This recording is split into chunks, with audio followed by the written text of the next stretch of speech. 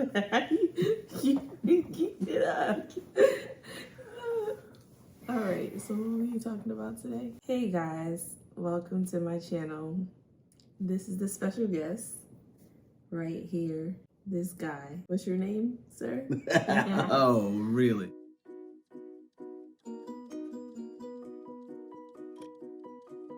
This guy, my husband, Marquise. Apostle Marquise Faison, the great 08. Yeah. He's here with us today. We're just gonna chat a little bit about some life things, some serious sort of kindness in mind things. It's sort of serious. Do you know what it is? I still don't remember. So I invited him and he don't know what we're talking about. What was it? What were we talking about? Like family and stuff? You don't remember. Let's talk about family, the importance of family.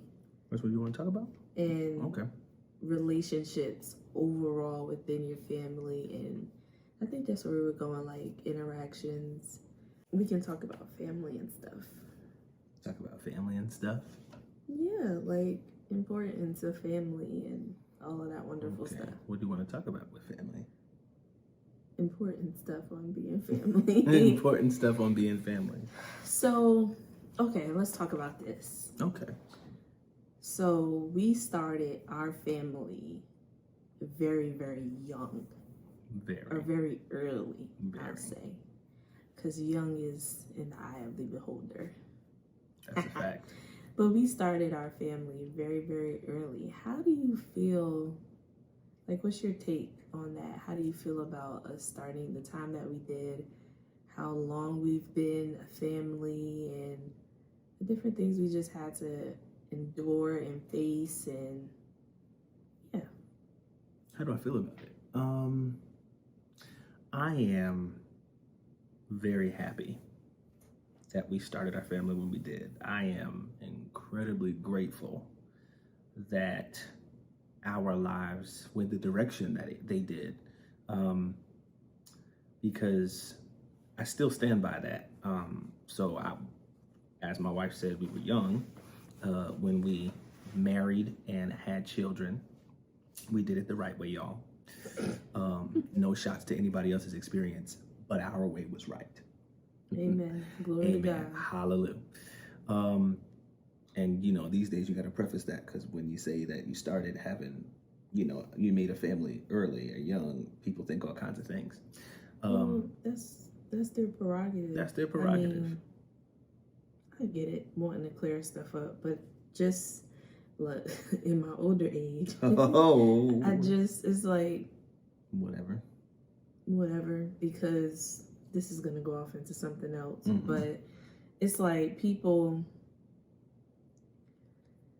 it's like the right way is relative now, or that's very true. Yeah, it's relative now. So people don't applaud, and it's not that you're looking for that or that you're focused on the applaud of people, but to make that distinction. Sure, you can say it. Sure, it's great. God honors it. Mm-hmm. And I'm happy about that path and those decisions, but it's like relative now, because tell the whole truth and nothing but the truth, so help you God. The reality is I have seen more people celebrate it for the non-traditional methods and support it more when they approach marriage, having children, their careers, whatever the case is. Well, not necessarily career, but more so marriage and children, the non-traditional way. They're more celebrated and supported because of the way they go about it. And I think that's because people feel like, well, you're already going to be like behind the curve because you're not starting with whatever support, whatever the reason is, blah, blah, blah. Yeah, I've seen, people more celebrated the other way. I've seen it too. And it's crazy to me. Right. Now, I don't necessarily know that you've experienced this, but I can say because I want to answer your question too. But I can say that when we first got married, the most common and frequent response was the expectation of some other motivation for our marriage. Oh, yeah. And I don't necessarily think you experienced that. People might have just said, "Oh, you're young. Wow, such and such and such," because they knew you. I had. And the same people, well, not the same people, not the same exact people, but people knew me. But the perspective was still, you're getting married at 21 and she's 19. What's going on? And that what's going on, you can use your imagination for whatever people's perception and presuppositions were. But they wanted to know, you can't possibly be getting married because you want to, because of love. That's because crazy. God is giving you insight and wisdom into who this person is and who you can be with her. I felt God on that. It can't possibly be for those things you can't possibly be sure of and know at 21 and she's 19 just because you love her and you're ready and God has given you a piece of that. There must be something else under the table, some other kind of motivation, something crazy going on, that's pushing this. And so I definitely got that on my end. I didn't get that. I didn't get exactly what you got because, like you said, the people that knew me understood that what people were saying to you was completely ludicrous. And it would be an insult to suggest that you were slipping, dipping, and tipping. It would be an insult, honestly, if you really, really knew me. And the truth is, it's an insult to me too, but it's considered culturally and historically, it's less insulting to the male to say that you've been sowing your wild oats and making mamas or women's is everywhere than it is to say to a woman, you've been slipping, dipping, and tipping, popping and locking, shucking and jiving, running and hiding. And now you got caught out there. Yeah. Caught up. That speaks more to, I guess, a woman's honor and the expectation of the chasteness of a woman. I'm not trying to get deep into the cultural aspect. I'm just saying I definitely had that. And as someone pursuing God, wanting, and it wasn't even about wanting to be seen as that, but pursuing God and expecting the people around me to know that my love of God would keep me from compromising another woman, well, not another woman, but compromising a woman of God who is a daughter of God. So just as much as it was a shot or a discredit to me, it was also a discredit to you as an individual. Right. It's like, what kind of honor do you think I have? What kind of integrity do you think I have? And I had to check people. Yeah. I had to check people close to me. Yeah. Like, I'm not going to say what I said. I didn't say nothing crazy, but it was, I'm going to say what I said. You got to be smoking crack. Absolutely not. Yeah. Something's wrong with you. Are you serious? No, absolutely not. We both love God. Like, that should be a given. Because you should know us. And since you don't, let me put you at arm's length. And that was the case. Because that's just not okay. I digress. I am excited that our lives went the way that they did. Because I knew very early in my life that I wanted to be married. And I was adamant about being married. And not just for the sake of being married, but because I wanted to check a box off. It wasn't that, but to enjoy what God had created marriage to be. And I had a sense, I won't say that I knew incredibly or exhaustively, but I had a sense that whatever God was going to do in my life, the wife that walked with me was going to be an integral part of it. And I didn't know how or to what degree and intensity that would be. Definitely didn't know or see all of how our marriage has been and how that has shaped me as a man of God, as a provider, as all of the different things that I am, that being a formative influence. But I did know that there were some things that God was specifically going to do in my life that I needed to be married for, period. I just knew that. And I always had, I mean, we talked about, I told you about, you know, the wedding I had envisioned in my mind, you know, me walking down, me standing at the aisle in some royal looking, some royal monarch looking cape with a big M crazy because embroidered on it. I remember walking red home, and white. Right. I remember walking home from high school and I had designed my wedding dress in my head. Mm-hmm. Like, you couldn't tell me that this dress wasn't going to be the best thing on the entire planet. Mm-hmm. And so I had the similar experience as far as, like, not necessarily the actual event, but my brain went to design. Like, let me design it. Right. In different colors and the different. And I just knew I was going to be in red and white. And I was not going to be. Right, you was not going to be. And with an ascot and a big old diamond on it and somebody playing a glass piano hanging from the ceiling. You know, some suspended piano. That was what was in my head. Wow. Like, just, it was insane. But the point that I'm saying is I always knew that I wanted to be married. And I didn't just want to have any old kind of marriage. I wanted to marry someone that I could be friends with, and that I could not just be friends with like you are a wife, but I wanted to marry someone that God would use to shape me, that I could speak with as a peer on an intellectual level, on a spiritual level, on a social level. I knew that early. Like, yeah, I knew that early. I if I can't talk to you like I'm talking, I won't even say like I'm talking to myself, but if I can't talk to you freely and you understand what I'm trying to say or where I'm coming from. And I found all of that in my beautiful wife. Like, when I open my mouth, she knows what I'm trying to say. Mm-hmm.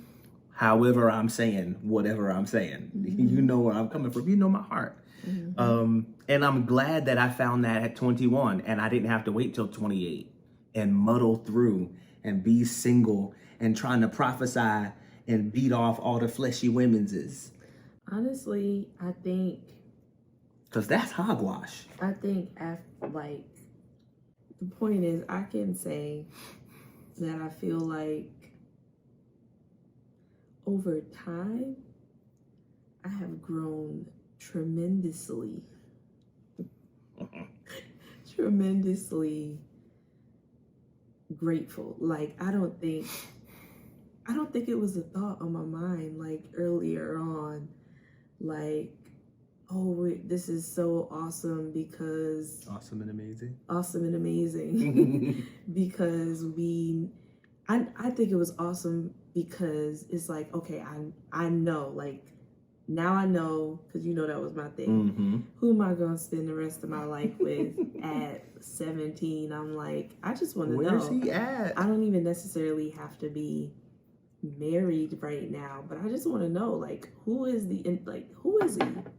Where is he? Versus all of the other, you just don't know stuff, all of the other stuff that we dealt with. I was like, I'm not playing games. I'm not trying to figure things. No, just who? Okay. That's who. And cool. I think it's funny because we sort of met in the middle as far as that's concerned. Like, he was ready in action and I was like ready. He was ready in action, like making things happen. But I was ready, like, in your mind. I was ready, like, all the way through and through. No, more in my mind, not in action. So you was in action and not in your mind. And not in my mind. Okay. And I was in my mind, but not in action. Just complimenting each other. So we, like, literally met right in the middle. I feel like over time, it's just been like I grow more and more and more and more appreciative and more and more and more grateful. Like I said, I didn't have those thoughts when we first got married, because it's like, okay, we decided to get married. It's just our lives. You want me to come out to where you at? Okay, I'm coming. I'm gonna go to school there, and we just gonna start. Like We're just gonna live our lives and live our lives. So that's that. Okay, we having children now. Whoa. Okay. Whoa. Whoa. Whoa. All right. So this is what we doing. This is what we doing. Number 2, this is what we doing. Number just 3, like 1, 2. this is what Number 4. this is what, Okay. it's so crazy that we That's have crazy 4 that we have children, 4 but, children. Love like I them said, pieces. I think more and more and more, like, Mhm. and I definitely know it's because of what I see. I was or just what gonna I've say seen. that. I've seen Some junk. I won't go, way into it because I don't want to offend anybody, but We ain't gonna say nobody by name. I've seen a lot of, Some difficult situations. thank you. Mm-hmm. I've seen a lot of those, and whether negative or not negative, but whether it's divorce, Entanglements. it ain't no entanglements, it's purposeful tumbling. Ooh. Ain't no entanglements, Nah, that's you tumbling. foolishness. No. I got you. The point is, all of that, singleness, like, yeah, I'll leave it at that. Mm-hmm. But I've seen a lot, and it's like, wow.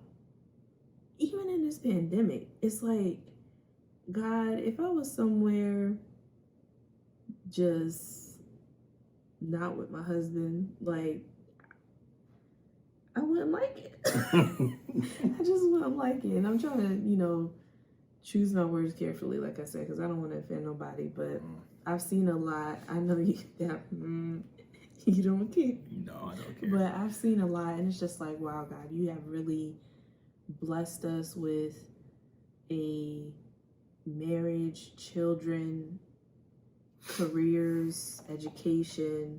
All of it. Yes, all of those things.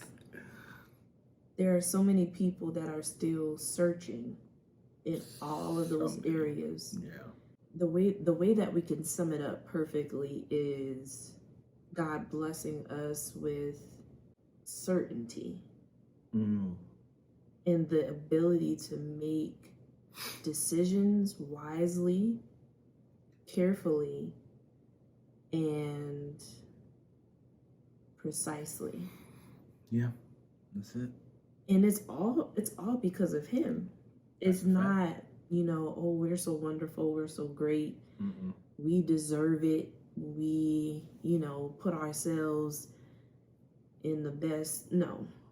Yes, we had to make certain decisions. We had to do the work, do certain things, but ultimately it's God. Ultimately, it's us being obedient to God in a lot of areas, because if you didn't have the desire for marriage, I didn't have the desire for marriage, it doesn't matter. You could have been my husband all along. I could have been your wife all along, and we just missing each other. Or playing games, or you're not ready to be married, and I'm like, well, I don't know, I need to focus on this. But a lot of our success, I don't want to say blessings, I guess we could say blessing, but a lot of where we are today, I believe, comes from the sacrifice of self. Yeah. And wanting God to just be pleased, like, and not as a cliche in what, but truly, like, God, I want to please you. So if that means moving to the Midwest where you don't barely know anybody, or if that means moving from the Midwest to the East Coast with more uncertainty, or leaving musical groups, all of the different things, leaving family. Like, I haven't lived around my immediate family since I was 17 years old. And then we got married when I was 19, and then I have not lived close to them. No, I get it. And that takes that just takes God, because it's like, and it's not that I don't want to be around my family, but to be able to do it and not have to deal with some crazy situation with you to where I had to go back home, which a lot of people have to do, whether their spouse is crazy. Simple. They deal with some crazy stuff, and the person that they thought they were marrying they're not that person. It's a facade. But I am grateful and I'm thankful. Like, people say, oh, if I had 10,000, no, there ain't no number. if I had infinity tongues, I couldn't tell God thank you enough for not allowing that to be my life. Yeah. And I'm thankful that he's just been good. He's just awesome and amazing. Awesome and amazing. Tremendous. And trustworthy. Well, thank you, honey. Cause anyways. Oh, did you see that? No, it's like, when the last time you heard somebody talk about trust? Like the word trust. Mm-hmm. We don't even say the word like that no more. That's like, because people don't got none. Right. Oh, I trust this person, or you're a trustworthy person. No, people don't say that. You barely hear the word trust these days. They'd be like, no, I'm checking. We trust but verify. Like, you can't just trust people. You got to verify. Mm. And sure. Sure.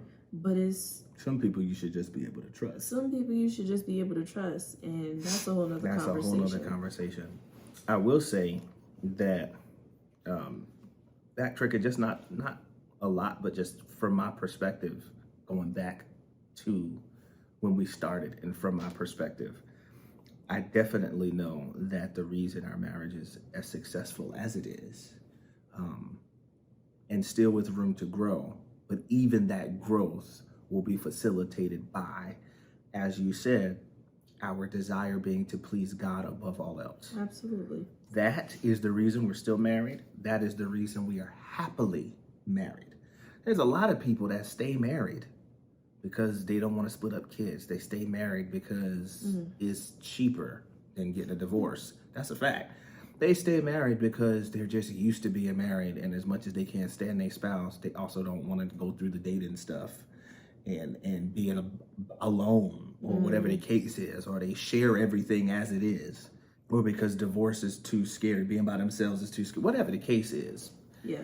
But to stay married for the right reasons, for love, and to honor the covenant we made before God, that requires selflessness and sacrifice and service and humility and obedience.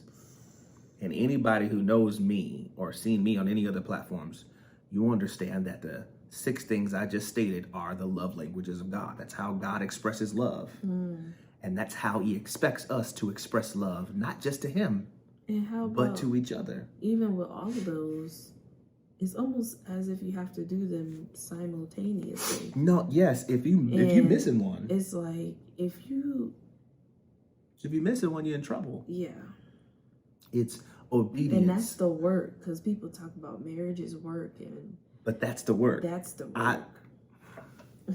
Because people never say what the work is. You realize that? Marriage is work. But then the work that you're doing is trying to get money, or the work that you're doing is trying to appease the other person's insecurities versus working through those with them, dealing with them, or appeasing their jealousy or their suspicion versus working through those, dealing with those, not just with some therapist, but with God, with the Spirit of God and the Bible, and letting God transform you to grow you through the sharpening and the pruning that happens with your spouse.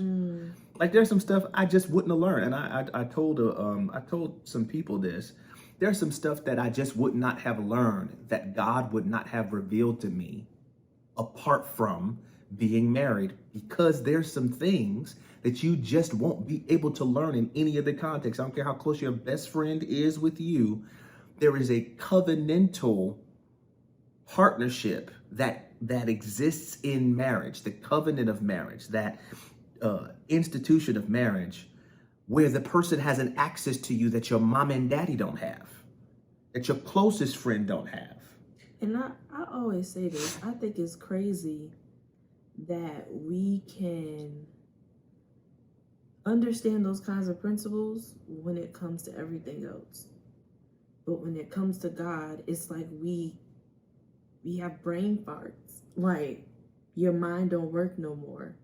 Like, you understand, like what you just said, that kind of experience only comes with the growth and maturity that you had in marriage, only comes with the actual covenant of marriage, right? So I've heard all different kinds of things, you know, people saying marriage is just a piece of paper, or, you know, you don't need marriage to learn those things, or whatever the case is. But we never say you don't have to go to medical school. Try to sell a house without a piece of paper. You don't have to go to medical school to be a doctor.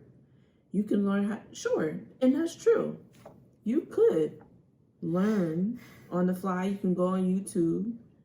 But the experience that you get going to medical school, going to your residency, the grace, going the to your credentials, internship, the certification, that authority, the validation that is placed on you once you actually do the coursework won't happen you being self-taught. That's a fact. You have to go through the actual process, and you have to be vetted through the process, and it shows sacrifice. That's what those other entities are also teaching you, and that you have to learn through those processes when you are going through them. So why is it when it comes to the things that God has ordained, church, marriage, family, that we're trying to just put a little Band-Aid over it when it needs some full, look, it needed full patchwork.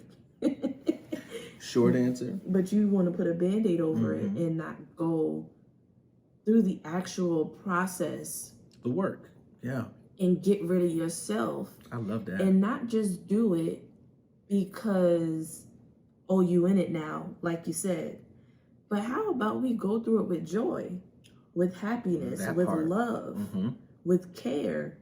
Because a lot of people have families, they have children, they have marriage, but you're miserable because of the work, but you're not actually doing the work. Right. Because as I was saying, people say the work is catering or appealing or appeasing. I wouldn't even say appealing, but appeasing. You know, that idea of appeasement historically, which is I'm just going to give you what you want to shut you up so that I can be at peace. You know, and people, it's not a matter of change. It's a Band-Aid. Because eventually you're going to get tired of appeasing, because then the behavior doesn't change. Get into a whole bunch of craziness, but people look at that as the work, earning more money, date nights, and those different things, when the work is really those 6 things: obedience, service, selflessness, sacrifice, humility. And for both parties? For both parties. Okay. On both sides. Obedience, service, selflessness, sacrifice. I'm missing one. Is that humility? Humility. There's a 6th one. Say it again. Obedience. Service. Selflessness. Sacrifice. Humility. I always forget that 6th one. And I said it in the beginning. The point is, those are the 6 ways that God expresses love. And he, every endeavor, every action. It's not honor. I just do that in there. Honor. Come on, honor. What is it? Obedience. I got it. It's on a note.